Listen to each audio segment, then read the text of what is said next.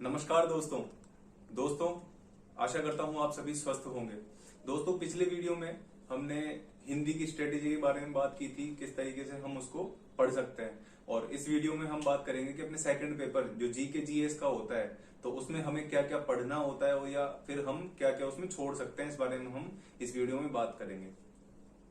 तो दोस्तों, सबसे पहले अपना जो नोटिफिकेशन आता है, नोटिफिकेशन को अपने को जब भी आएगी वैकेंसी, तो उस नोटिफिकेशन को अपने को बहुत अच्छे तरीके से रीड करना है। एक बार उसमें अपने को देखना है कि जैसे पोस्ट प्रेफरेंस आती है, एपी, आईबी, आरएसी और एमबीसी। जब भी आप फॉर्म फिल करेंगे तब ये प्रेफरेंसेस फिल करनी होती है अपने को।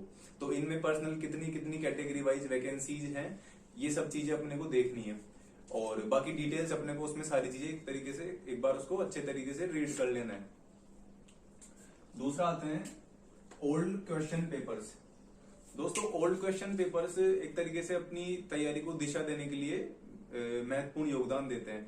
ओल्ड क्वेश्चन पेपर हम देखेंगे तो अपने को पता चलेगा कि कौन से टॉपिक से कितने क्वेश्चन आ रहे हैं, किस लेवल के क्वेश्चन आ रहे हैं। जैसे कि जी के जीएस में देखें तो करंट अफेयर्स महत्वपूर्ण योगदान देती है। इस तरीके से अपने को पूरे प्रिंट आउट्स अपने जो लास्ट पेपर हुए थे, जैसे 13 सितंबर, 14 सितंबर और 15 सितंबर 2021 को 3 पेपर हुए थे। तो 3 और 3 6 पेपर हिंदी को मिला के अपने को 6 पेपर, 6 के 6 पेपर्स के अपने को प्रिंट आउट निकलवाने हैं। और उसके अंदर अपने को देखने हैं कि कौन से टॉपिक से किस तरीके से किस टाइप के क्वेश्चन आ रहे हैं। बाकी अगला वीडियो अपना हिंदी, मैं मेरी शिफ्ट का हिंदी और जीके का एनालिसिस करके आपको आप सभी के सामने प्रस्तुत करूंगा। तीसरा अपन आते हैं सिलेबस। सिलेबस देखो, अपना एक तरीके से जी के जीएस जो सेकंड पेपर है, इसका सिलेबस ब्रॉड सिलेबस है। आरएएस का प्री का सिलेबस और अपना ये syllabus word to word same ही है, हालांकि ज्यादा ही है। इसके अंदर देखा जाए तो इसको हम 3-4 पार्ट में डिवाइड कर लेते हैं। पहला अपना राजस्थान हो गया, दूसरा अपना इंडिया का हो गया, मैथ रीजनिंग, और ये नया टॉपिक जो जुड़ा था, पहली बार जुड़ा था, knowledge about crime against women और साइंस एंड टेक। तो दोस्तों, सबसे पहले राजस्थान पे आते हैं। राजस्थान में अपने को जैसे कोई भी कोचिंग करते हैं या फिर कोई से भी बुक्स में पढ़ते हैं अपन, तो उसमें अपने को history, art and culture, polity और जियोग्राफी, ये चारों चीजें एक जगह मिल जाएंगी। जैसे कोई भी टीचर से अगर हम पढ़ते हैं या फिर कोई बैच लेकर हम पढ़ते हैं, तो ये चारों चीजें इजीली कवर हो जाती है। और राजस्थान जी के ही सबसे पहले, जैसे राजस्थान की कोई सी भी एग्जाम की हम प्रिपरेशन कर रहे हैं, तो ये ही जो टॉपिक्स होते हैं वो मोस्टली अपन याद करने की सोचते हैं या फिर सबसे पहले पढ़ने की सोचते हैं। उसके बाद आता है अपने economy of Rajasthan.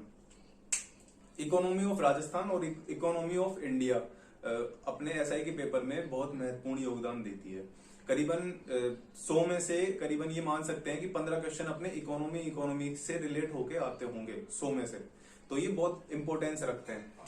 Economy of Rajasthan में पढ़ेंगे क्या, इसके अंतर्गत अपने जैसे आर्थिक समीक्षा होती है हर साल अपने बजट के साथ। बजट से पहले एक दिन पहले इकोनॉमिक सर्वे निकलता है, तो उसको अपने को बहुत अच्छे तरीके से रीड करना है। अब ये कहां से करें?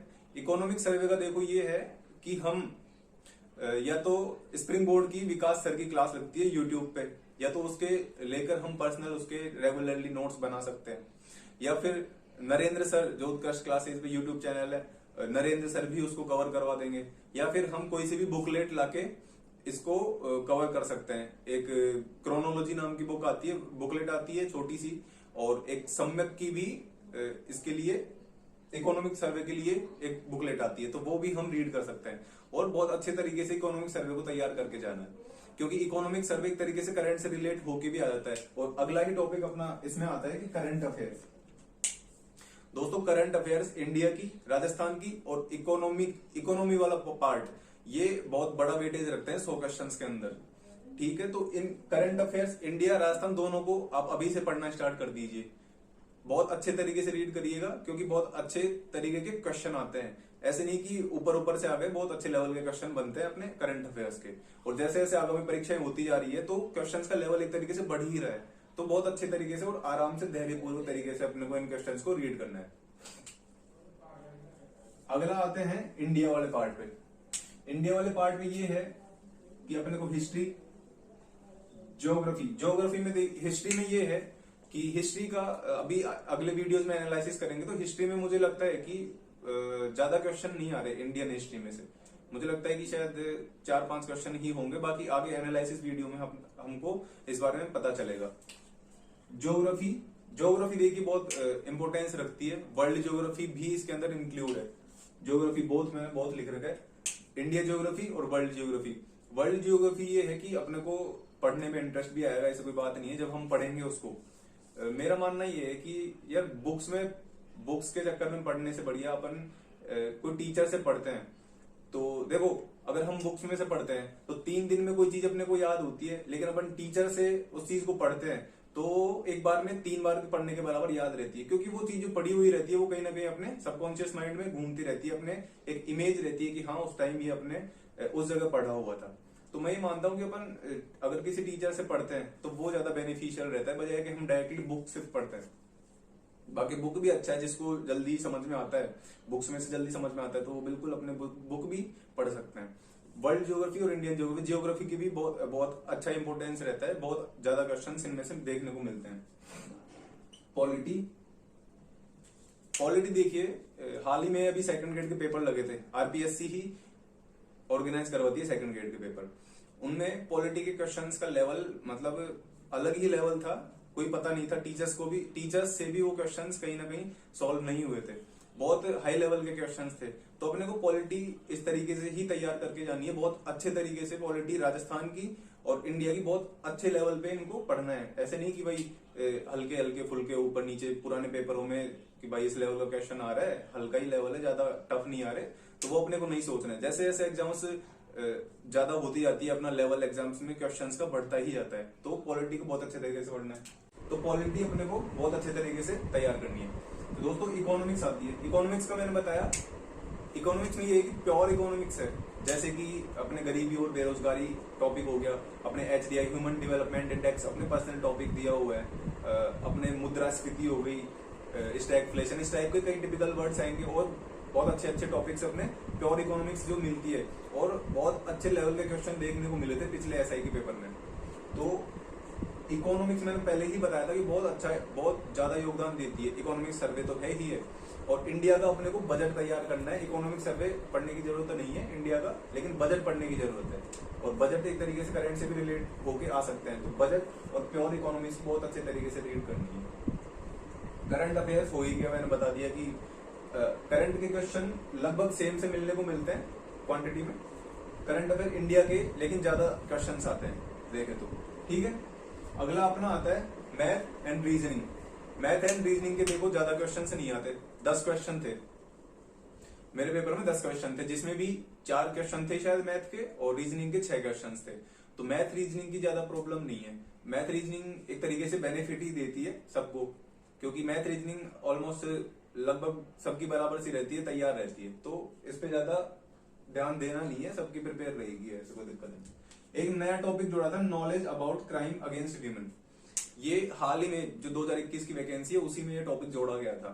तो ये चीजें अपने को क्या है, जो ट्रेनिंग होती है उस दौरान भी पढ़ाई जाती है, जैसे कि अपने SI की ट्रेनिंग होगी उस दौरान ये ऐसी चीजें अपने को पढ़ाई जाती है। तो उन चीजों के प्रति अभी से अवेयर करने के लिए ये टॉपिक इसमें जोड़ा गया है। हालांकि इसमें से 1 या 2 ही क्वेश्चन आए थे अपने पुराने पेपर में। इसमें जैसे घरेलू हिंसा अधिनियम, इस टाइप के जो अधिनियम है, किशोर न्याय अधिनियम हो गया, अपने पॉक्सो एक्ट हो गया, इस टाइप के ये इसके अंदर आएंगे। तो एक बार इसको ज्यादा ध्यान नहीं देना है, लेकिन इसको पढ़ना जरूर है, ठीक है। बाकी रहा science and tech. Science and tech का देखो ये है, साइंस में मैं चूंकि मेरा बैकग्राउंड साइंस से ये BSc कर रखी है मैंने इसको पूरी साइंस को छोड़ दी थी बैच में, क्योंकि इसकी बहुत ज्यादा घंटे की क्लासेस थी। मैंने उसको लेने की बजाय मैंने इसको छोड़ दिया था, बिल्कुल छोड़ दिया था, एक भी क्लास मैंने इसकी ली नहीं थी। जो भी मेरा बेसिक प्रिपेयर था ऑलरेडी, बस उसी के आधार पे मैंने डायरेक्ट एग्जाम दी थी। लेकिन मैंने टेक्नोलॉजी ये मैंने पढ़ी थी, और टेक्नोलॉजी जरूर पढ़नी चाहिए, क्योंकि इसके करीबन टेक्नोलॉजी और साइंस दोनों के मिलके करीबन मुझे लगता है कि 8 से 10 क्वेश्चन अपने को देखने को मिलेंगे, और लेवल मतलब ज्यादा खास भी नहीं रहता, इजी टू मॉडरेट लेवल का रहता है। तो इजी टू मॉडरेट लेवल में अपने को इस तरीके से तैयारी करनी है। 2000 जो अभी ये 21 का पेपर लगा था, और उससे पहले 2018 में पेपर लगा था। 2018 में तो बहुत ज्यादा इजी लेवल के क्वेश्चंस थे। एक क्वेश्चन था कि नैनो शब्द जो है कहां से आया है, जो ग्रीक उसमें ऑप्शन था वो सबको आ जाता है, नॉर्मल क्वेश्चन था। लेकिन अपने एग्जाम में थोड़ा सा लेवल बढ़ा था, तो ये लेवल मैंने पहले भी बताया कि धीरे धीरे बढ़ता ही रहता है, तो उस तरीके से अपने को इनको तैयार करना है। दोस्तों बात ये रही अपने पूरे सिलेबस की। सिलेबस को कैसे प्रिपेयर करना है, क्या छोड़ना है इसके अंदर। छोड़ने के मैं आपको बता देता हूं कि जो भी आपको लग रहा है कि बहुत ज्यादा है, ये मेरे से नहीं हो पाएगा, हालांकि आपके पास देखो छोड़ने के लिए ऐसा कोई बात नहीं है, क्योंकि आपके पास सफिशिएंट टाइम है अभी, क्योंकि वैकेंसी का पता नहीं है कब आएगी। तो उस तरीके से अपने को छोड़ने की कोई दिक्कत नहीं है कि छोड़ना चाहिए। तो अपने को पूरा ही सिलेबस कवर कर लेना चाहिए। और अगर आपको लगता है कि नहीं मेरे से नहीं हो पाएगा, मैं और चीजों में अच्छा कवर कर लूंगा, तो आप इस टॉपिक को छोड़ दीजिए। लेकिन साइंस के बजाय टेक्नोलॉजी को आप ज्यादा अच्छे तरीके से देखिएगा। एक ये सुनने में आया था कि सिलेबस चेंज हो सकता है, तो दोस्तों बात ऐसी है कि मुझे नहीं लगता कि कोई सिलेबस में ज्यादा बदलाव देखने को मिलेगा, क्योंकि पिछली बार जो चेंज किया था हाल ही में, ये एक टॉपिक जोड़ा था उसके अंदर। तो आप समझ सकते हैं कि ज्यादा बदलाव मुझे नहीं लगता कि इसमें मिलेगा। ज्यादा से ज्यादा इसमें क्या जोड़ेंगे, या तो इंग्लिश जोड़ेंगे या फिर कंप्यूटर जोड़ेंगे, तो उनके भी ज्यादा क्वेश्चंस नहीं जोड़े जाएंगे, मुश्किल से 5 या 10 क्वेश्चन जोड़े जाएंगे, वो कोई दिक्कत की बात नहीं है। लेकिन अभी अपने को इस सिलेबस के अकॉर्डिंग ही प्रिपरेशन करनी है, ठीक है। अगला अपन आते हैं कि भाई बुक्स का ये है यार कि मैंने एक भी बुक्स नहीं पढ़ी थी, जैसा कि आपको पता है, नोट्स ही प्रिपेयर किए थे खुद के। और बुक्स में ये है कि अगर आप पढ़ना चाहते हैं बुक्स, मैंने भी ये यूट्यूब पे से ही सर्च करके इधर उधर करके मैंने ये 2 बुक्स मेरे को ठीक लगी, क्योंकि मैंने इनको आंखों से एक बार निकाल रखा है, पूरी को भी नहीं देख रखा मैंने, अब हमारे फ्रेंड्स के पास है तो उनके पास से देख के इसको मैंने निकाल रखा है। तो पैनोरमा राजस्थान जीके के लिए मैं मानता हूँ बेस्ट बुक है। बेस्ट इसीलिए भी है कि अपने को अगर आरएस की आगे प्रिपरेशन करनी है तो उसमें डेस्क्रिप्टिव में भी ये काम आ सकती है। लेकिन अपने को ज्यादा अंदर घुसना नहीं है, क्योंकि अभी अपने को एसआई का पेपर देना है, ना कि आरएस का डेस्क्रिप्टिव देना है। तो उस तरीके से इसको तैयार करना है। और दिशा की जो बुक आती है, क्वेश्चन सॉल्व करने के लिए एमसीक्यूज आते हैं, उसमें ओल्ड क्वेश्चन अपने जितने भी पेपर्स हो रखे हैं उनके ओल्ड क्वेश्चन इसके अंदर आते हैं। तो एक तरीके से, और क्वेश्चन रिपीट भी होते रहते हैं, जैसे आरएसएमएस भी, तो उसमें तो होते ही रहते हैं अक्सर, काफी क्वेश्चन रिपीट होते हैं। लेकिन आरपीएससी में भी देखने को मिल सकते हैं। इसलिए दिशा को 3-4 बुक्स आती है दिशा की भी, हर टॉपिक वाइज, जैसे हिस्ट्री की, आर्ट एंड कल्चर की, पॉलिटी की अलग अलग आती है, तो उन सबको पूरे तरीके से तैयार करके जाना। तो दोस्तों इस तरीके से हम ये टॉपिक्स तैयार कर सकते हैं। और मेरा मानो तो आप इन टॉपिक्स को पढ़ के और रेगुलरली आप टेस्ट निकाल लिया करो। जैसे ही अपने टॉपिक तैयार किया उसके बाद में उसका टेस्ट निकालना है, ठीक है दोस्तों। ये इसके बारे में बात है।